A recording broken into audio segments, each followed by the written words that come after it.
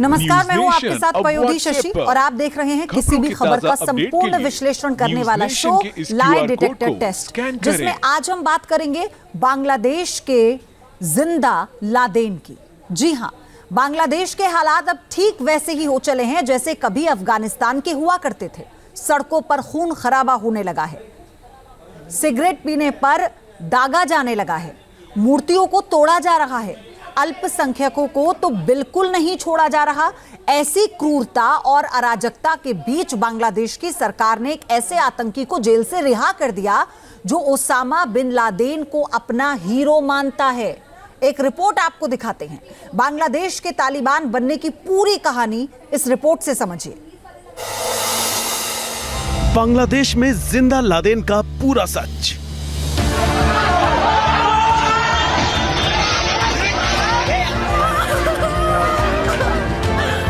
आपने ये तस्वीर देखी,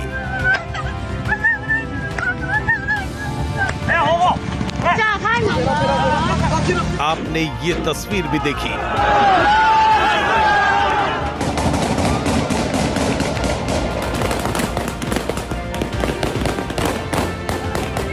पिछले 2 दशक में ऐसी ना जाने कितनी तस्वीरें देख ली, लेकिन ऐसी खौफनाक तस्वीरें आपको एक बार फिर देखने को मिल सकती है।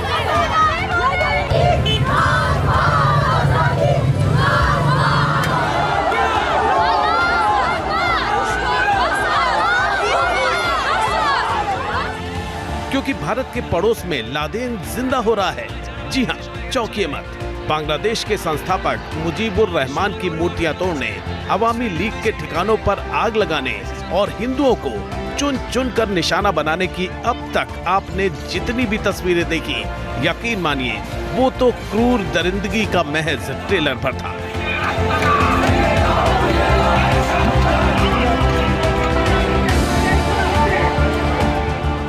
बांग्लादेश फाइल्स का तालिबानी चैप्टर तो अब खुलने लगा है, साथ ही इन चैप्टर में दिखाई देने लगा है जिंदा लादेन। सबसे पहले 4 तस्वीरें आपको दिखाते हैं जो इस बात का सबूत समझा जाना चाहिए कि बांग्लादेश अब किस दिशा में चल रहा है। पहली तस्वीर आतंकी संगठन अंसार उल्लाह बांग्ला के चीफ जसीमुद्दीन रहमानी की है, जिसे बांग्लादेश की जेल से रिहा कर दिया गया है।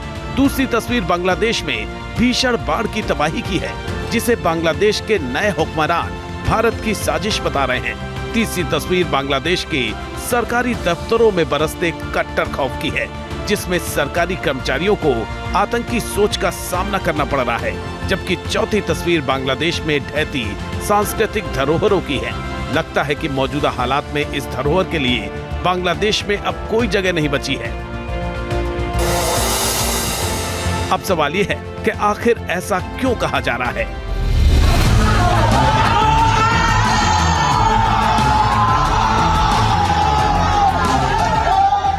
दुनिया भर में हिंदुओं को कट्टर सोच से बचाने वाली मुहिम चलाई जा रही है।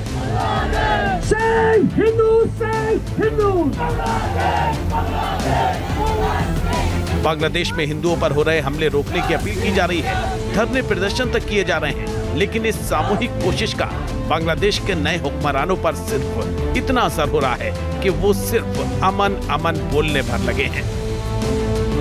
जमीन पर उनकी अपील सेकुलरिज्म की तरह बेमौत मारी जा रही है, क्योंकि कहीं से भी मंशा बांग्लादेश को पटरी पर लाना नहीं दिख रहा है, बल्कि उसे तालिबानियों का एक और किला बनाना दिख रहा है। इसलिए बांग्लादेश में सिसकते हिंदुओं ने अपने वजूद को बचाए रखने के लिए अंतरिम सरकार के सामने कुछ मांगे रखी हैं। मसलन अल्पसंख्यकों पर हमले का स्पीड ट्रायल हो, अल्पसंख्यक सुरक्षा कानून बनाया जाए, अल्पसंख्यक मामलों का मंत्रालय बनाया जाए, हिंदू वेलफेयर ट्रस्ट को फाउंडेशन का दर्जा मिले, प्रॉपर्टी से जुड़े कानून सख्ती से लागू हों ताकि कोई अल्पसंख्यकों की प्रॉपर्टी पर कब्जा न कर सके। शैक्षिक संस्थानों में अल्पसंख्यकों के लिए प्रार्थना कक्ष बनाया जाए। होना तो ये चाहिए था कि अंतरिम सरकार के प्रमुख मोहम्मद यूनुस बांग्लादेश के अल्पसंख्यकों को कुछ भरोसा देते, जिससे खौफ के साए में जी रहे हिंदुओं को भी थोड़ी राहत मिलती। लेकिन मोहम्मद यूनुस ने इन मांगों पर गौर करने की बजाय आतंकी जसीमुद्दीन रहमानी को रिहा करने के फैसले पर दस्तखत कर अपनी मंशा जाहिर कर दी।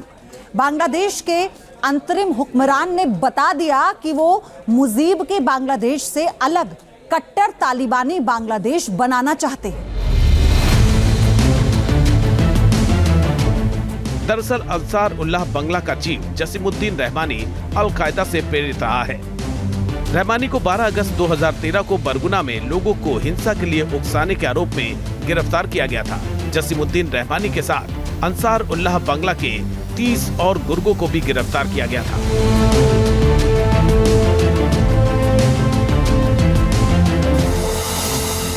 साल 2013 से अब तक यानी करीब 7 साल से वो जेल में बंद था, लेकिन यूनुस सरकार की मेहरबानी से उसे सभी मामलों में जमानत दे दी गई और अल-कायदा की आतंकी सोच रखने वाला रहमानी जेल से बाहर आ गया। बताते हैं कि रहमानी भारत के खिलाफ साजिश रचना रहा है। बांग्लादेश में रह रहे हिंदू भी उसके टारगेट पर रहे हैं। इसके अलावा ये भारत में अपना अल-कायदा नेटवर्क फैलाने की तैयारियों में जुटा था, जिसके असम मॉड्यूल का खुलासा जांच एजेंसियों ने भी किया था। यानी जसीमुद्दीन रहमानी की रिहाई से ही साफ हो जाता है कि मोहम्मद यूनुस की सरकार किस एजेंडे के साथ काम कर रही है। कट्टरवादी संगठन जमाते इस्लामी बांग्लादेश और हिफाज-ए-इस्लाम बांग्लादेश ने पिछले दिनों ढाका में कोहराम मचाया था। पक्की बात है कि जसीमुद्दीन रहमानी की रिहाई के बाद बांग्लादेश में अब सबसे बुरे दिन आने वाले हैं।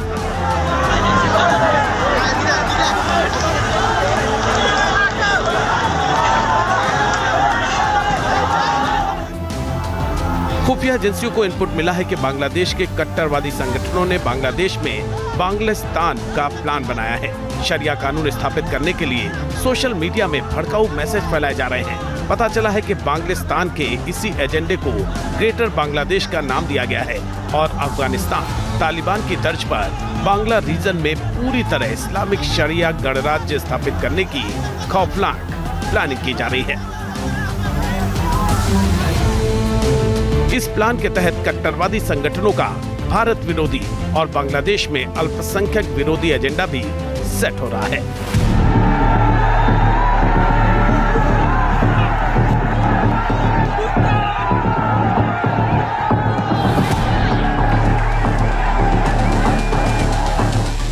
क्योंकि इन संगठनों ने पिछले 5 साल में बांग्लादेश के भीतर भारत विरोधी हिंसा की कई घटनाओं को अंजाम दिया है। ये जो कट्टर इस्लामिक आतंकी अतिवादी जो तत्व और संगठन हैं वो लगातार प्रभावी होते जा रहे हैं और जिस तरीके से जसीमुद्दीन रहमानी को अब मोहम्मद यूनुस की सरकार ने रिहा करने का फैसला किया है, उससे ये संकेत मिलता है कि ये जो सरकार है ये कट्टरवादी आतंक परस्त ताकतों के दबाव में है और ये बांग्लादेश के भविष्य के लिए बेहद नकारात्मक संकेत हैं।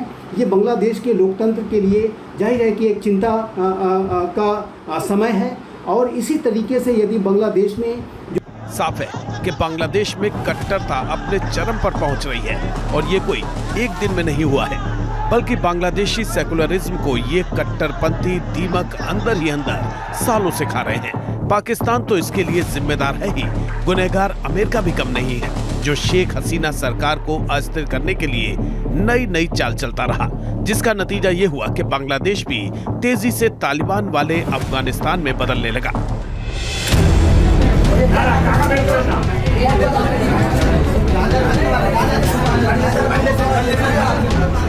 जिसकी सबसे लेटेस्ट तस्वीर इस वक्त आपकी टीवी स्क्रीन पर दिखाई दे रही है। ये तस्वीर चपई नवाबगंज नगर पालिका के एग्जीक्यूटिव इंजीनियर तौफीक इस्लाम की है, जिन्हें सिर्फ इसलिए इस्तीफा देना पड़ गया क्योंकि उनके कमरे से सिगरेट के पैकेट मिले थे। लेकिन इस इस्तीफे से पहले उन्हें कट्टरपंथियों की बदसलूकी भी झेलनी पड़ी। गुस्से में बौखलाई भीड़ इनके कमरे में घुस गई और सिगरेट का जो पैकेट कमरे से बरामद हुआ था उसे तौफीक इस्लाम के कॉलर पर स्टेपल से टैग कर दिया गया। तस्वीरों में भी साफ दिखाई दे रहा है कि इस दौरान इनकी जितनी बेइज्जती की जा सकती थी भीड़ ने जमकर की।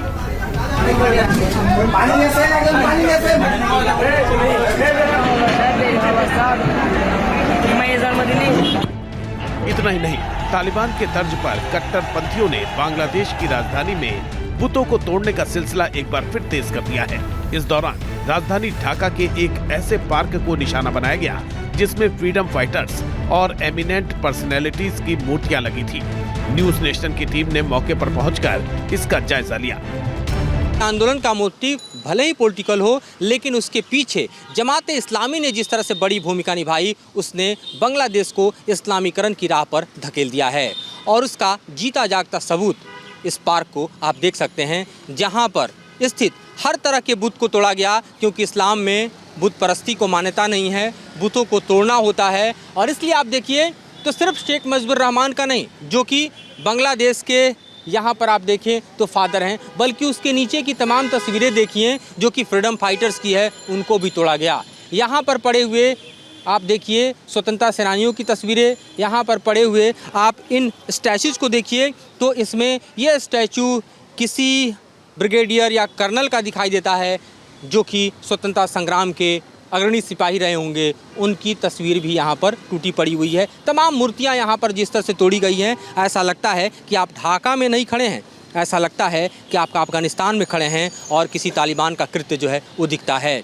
ये मूर्तियाँ किन लोगों की हैं, अगर कुछ पहचान पाएं? एक्चुअली ये मूर्तियाँ आवर फ्रीडम फाइटर्स की है एंड आवर नेशनल हीरोज़ की है। Our poets, there are also many sculptures of our national poet. Along with our national poet, there are also many sculptures of our artists, painters.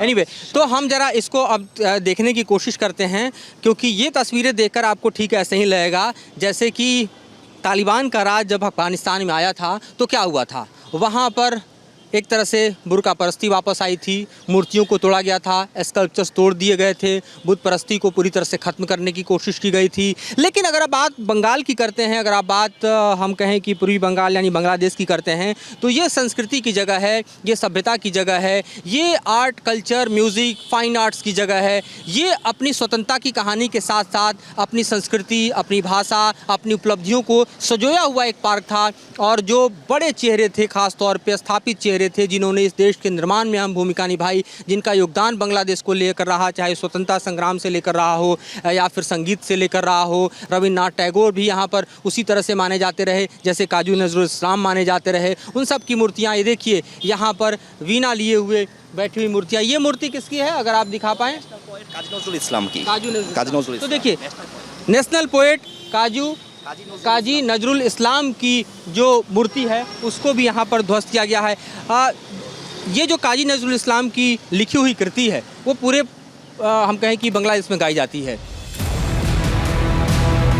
Bangladesh में बदलते परिवेश के बीच Dhaka university का एकमात्र माइनॉरिटी हॉस्टल जगन्नाथ हॉल, जो इन दिनों डर के साए में जी रहा है। इस हॉस्टल में एक प्रेयर हॉल भी है, जिसमें हिंदुओं के अलावा तमाम अल्पसंख्यक छात्र अपनी आस्था रखते हैं। अब चूंकि बांग्लादेश में एक कट्टर सोच जोर पकड़ रही है, लिहाजा इन छात्रों ने भी अपना वजूद बनाए रखने के लिए एकजुट होना सही समझा है। कट्टरपंथियों के डर से ज्यादातर छात्र कुछ बोलना ही नहीं चाहते हैं, लेकिन चंद छात्र ऐसे मिले जिन्होंने न्यूज नेशन से बात की और अपना दर्द बयां किया। माइनॉरिटी पर जिस तरह से हमले हो रहे हैं वो बांग्लादेश में चिंता का विषय है। लेकिन सबसे बड़ी बात कि माइनॉरिटी जब बांग्लादेश में हम बात करते हैं तो यहाँ पर ये दृश्य आपको ज़रूर देखना चाहिए, जिसमें हिंदू भी हैं, बौद्ध भी हैं और क्रिश्चियन भी शामिल हैं। सभी माइनॉरिटीज़ का एक ही धर्मस्थल यहाँ पर है, ख़ास तौर पे ढाका यूनिवर्सिटी के भीतर और ख़ास तौर पे उस इलाके में जहाँ पर माइनॉरिटीज़ का हॉस्टल है। और ये बतलाता है कि किस तरह से पंथ अलग हो, पूजा पद्धति अलग हो, धर्म अलग हो, लेकिन अगर उन धर्मों को मानने वाले लोग अल्पसंख्यक हैं तो वो सब एक हो जाते हैं अपनी सुरक्षा के लिए और अपनी एकता के लिए। और उसी का दृश्य यहाँ पर हम देख रहे हैं। इस हॉल को भी ज़रा दिखा देते हैं आपको। ये देखिए कितना बड़ा हॉल है यहाँ पर, जगन्नाथ हॉल। ये पूजा के लिए, उपासना के लिए हिंदुओं के ज़रिए इस्तेमाल भी किया जाता है, बौद्धों के ज़रिए भी किया जाता है, क्रिश्चियंस के ज़रिए भी किया जाता है। और इस तरह से सर्वधर्म सद्भाव तो नहीं कहेंगे, पर माइनॉरिटी धर्म सद्भाव का ये ज़रूर प्रतीक है, जो कि इस वक्त हम आपको बांग्लादेश यूनिवर्सिटी के भीतर दिखा रहे हैं और ये बताने की कोशिश कर रहे हैं कि जब धार्मिक अल्पसंख्यक यहाँ पर खतरे में हैं, उन पर हमले हो रहे हैं, उन पर एक तरह से हम देखें तो कई तरह के राजनीतिक और धार्मिक हमलों के बीच अपने जीवन को गुजारने की मजबूरी है। और ख़ास तौर पे इस्लामिक रेडिकलिज्म जो है, फंडामेंटलिज्म जो है, उसके हमले के शिकार होते यहाँ पर अल्पसंख्यक आपको दिखाई दे रहे हैं। हम लोगों के हिंदू मंदिरों में सरस्वती माता की मूर्ति तोड़ी गई है एवं मंदिर के उपासनालय में वहाँ पर भी एक हमला हुआ है, तो तोड़ फोड़ किया गया एवं लूटपाट किया गया है। तो ऐसा वो माना जाता है कि माइनॉरिटीज़ यहाँ पर बोला जाए तो बहुत सारे जगहों में खतरों में है और मैक्सिमम जगह में ये बोला जाए कि वो लोग मानी पॉलिटिकल पार्टी द्वारा मानी एजेंडा के माध्यम से हमले के ये आक्रमण हो रहे हैं। डर अभी भी मौजूद है, बट ये बस किसी अल्प किसी जगह জন্য এটা ইয়া, बट सब जगह ये अपना हो नहीं सकता, but some cases minorities are faces difficulties but not overall. कहा जा रहा है कि जहाँ पुलिस है, प्रशासन है, वहाँ चीज़ें बेहतर हुई हैं, जहाँ पर नहीं है वहाँ पर माइनॉरिटीज़ के लिए प्रॉब्लम्स हैं, वहाँ एक्सटॉर्शन हो रहा है और पिछली पार्टियाँ जो हैं उनके करीबी बता के भी हमले किए जा रहे हैं। ये सच है, बट पूरी सच भी नहीं है, क्योंकि अपना कुछ जगह अपना ज़रा अपना बनाते बोली। भारत को लेकर बांग्लादेश की नई पौध में जहर कितना भरा है, इसका अंदाजा इस बात से लगा लीजिए। बांग्लादेश के 4 जिलों में जिस भीषण बाढ़ ने त्राहिमाम मचाई है, अब उसका जिम्मेदार भी भारत को ही ठहराया जा रहा है। बांग्लादेश की अंतरिम सरकार के युवा और खेल सलाहकार आसिफ महमूद शोजिब भुइया ने सोशल मीडिया में पोस्ट करके झूठा आरोप लगाया है कि भारत के त्रिपुरा में भारी बारिश के कारण बाढ़ आ गई है, जिसके कारण त्रिपुरा में डम्बूर हाइड्रो इलेक्ट्रिक पावर प्रोजेक्ट के गेट को खोल दिया गया है।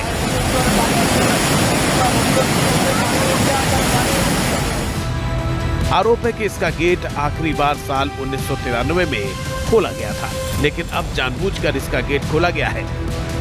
इसके अलावा कोमिला गोमती नदी में भी पानी बढ़ रहा है, जिसकी वजह से बांग्लादेश के पूर्वी और दक्षिण पूर्वी इलाकों में बाढ़ के हालात पैदा हो गए हैं। भारत के खिलाफ नफरत फैलाने के लिए इस कट्टर नेता आसिफ महमूद ने कहा कि भारत ने पहले बांग्लादेश की क्रूर तानाशाह शेख हसीना को पनाह दी, इसके बाद बिना सूचना के बांग्लादेश के बांध के गेट खोल दिए गए। इस तरह बांग्लादेश में बाढ़ लाना बांग्लादेश के साथ भारत के रिश्तों को खराब कर सकता है। बताया जा रहा है कि आसिफ महमूद के झूठे आरोपों के साथ बांध खोलने के झूठे वीडियो भी शेयर किए जा रहे हैं, जिसमें से एक वीडियो तो आंध्र प्रदेश के श्री सेलम बांध का ही है। वैसे भारतीय विदेश मंत्रालय ने भी इन आरोपों का खंडन किया है और तमाम आरोपों को झूठा बताया है। वैसे हकीकत यह है कि बांग्लादेश के कट्टरपंथी नेता जिस तरह के झूठे आरोप लगा रहे हैं, उसके पीछे न केवल सोची समझी रणनीति है, बल्कि इन कट्टरपंथियों की ये मजबूरी भी है, क्योंकि अब वो बांग्लादेश को जिस आतंकी सोच की तरफ ले जाने के एजेंडे में लगे हैं, भारत उनके राह में रो रहा है। यही वजह है कि बांग्लादेश में हर वो भारत विरोधी कोशिश की जा रही है, जिससे दोनों देशों के बीच लिखा गया स्वर्णिम इतिहास मिटाया जा सके। Team news nation. News nation अब व्हाट्सएप पर खबरों की ताजा अपडेट के लिए न्यूज़ नेशन के इस QR कोड को स्कैन करें।